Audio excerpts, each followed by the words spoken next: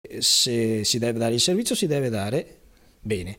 E poi io dico che le cooperative quando entrano in territorio, anche per coordinarsi, anche per cercare di dare il giusto servizio, che deve essere anche quello di controllo, di sostegno, una parola col sindaco, una parola con l'amministratore che segue il territorio, lo si deve fare.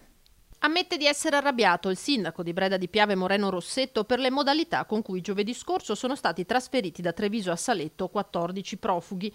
Nessuno ha avvisato il comune della presenza di questi giovani, si sono accorti i cittadini vedendoli andare su e giù a piedi. Con la precedente cooperativa che in via Bovona aveva gestito la presenza di migranti fino ad aprile non c'erano mai stati contrattempi, dice Rossetto, mentre con la nuova Coop non ci sono stati contatti. Non la conosco. Perché non si sono presentati, quindi è una cooperativa nel territorio che non conosco.